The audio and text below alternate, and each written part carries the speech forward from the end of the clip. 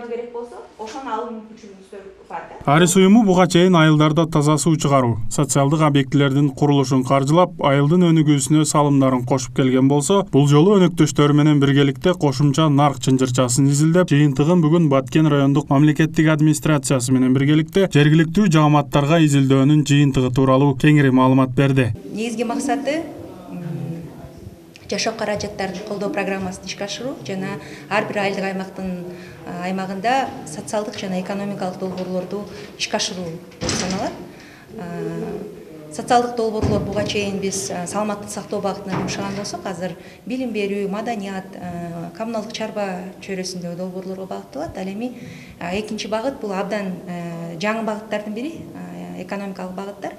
Бул киреше алып келүүчү долбоорлорду ишке ашырабыз. Жыйынга айыл аймак башчылары, мамлекеттик банктардын кызматкерлери жана коомдук өкүлдөр катышты. Айылдардын социалдык инфраструктурасын жакшыртуу, ишканаларды түзүү, бизнести өнүктүрүү боюнча изилдөөдө көрсөтүлгөн ар кандай багыттарга гранттык колдоо көрсөтүү тууралуу презентациялар көрсөтүлдү. Долбоордун өзгөчөлүгү Баткен облусуна экономикалык киреше алып келүүчү долбоорлорду ишке ашырат. Кошумча нарк чынжырчасы, айыл чарбасы, кол өнөрчүлүгү, тигүү, өндүрүшү, туризм жана санарип технологияларга бизнес өнөктөштөр чакырылат. Бул иштердин жыйынтыгы менен айыл аймактарында бизнес идеяларын колго алат. Чыгарылган продукциялар ички базар менен эле чектелбестен сыртка чыгаруу процесси да колго алынат. Жалпы суммасы 400 миң долларлык ошо колдоо көрсөтүлүп атат да.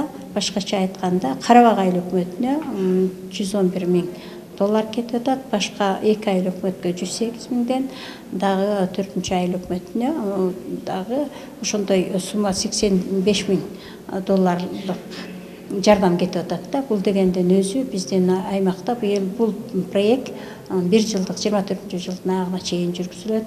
1 жылдык долбоор 1 жыл ичинде көрсөтүлгөн мөөнөттө пайдаланып, маңыздуу пайдаланып, жемиштүү пайдаланып, ошого карата анан кийинки кадамдарга карай жол ачууга бир кеңири шарт түзүлүп атат да.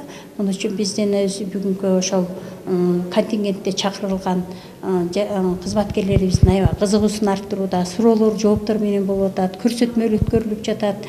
Ар кандай суроолорду берип, өздөрүнүн кызыктыруучу жактары менен мындай жемиштүү өткөрүлүп жатат деп айткым келет. Жалпысынан Баткен облусуна долбоорго кирген 19 айылга 2 миллион 83 миң АКШ доллары каралган. Каржылоо болсо Дүйнөлүк банк тарабынан жүргүзүлүп, министрлер кабинети тарабынан колдоого алынат. Чындыгында биз социалдык долбоорлорду мурдатан бери аткарып, Аристе аткарган, башка эл аралык уюмдарда аткарып келген, бирок элдердин өнүгүүсү болгон эмес. Бүгүнкү мына жыйындан результаты мага аябай жакты.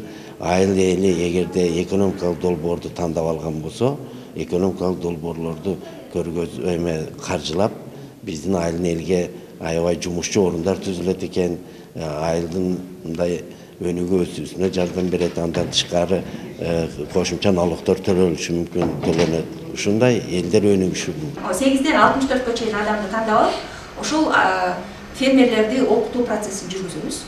Ал эми чогултуу, өндүрүш жана кайра иштетүү процессиндеги келип бизнес план жазган бизнес өнөктөшкө биз гранттык колдоо берүү мүмкүнчүлүгүн беребиз. Жорубек Кубанычбек уулу, Абдыламит Абдиманна уулу, Алтын бешик жаңылыктары. Шарт түзөбүз.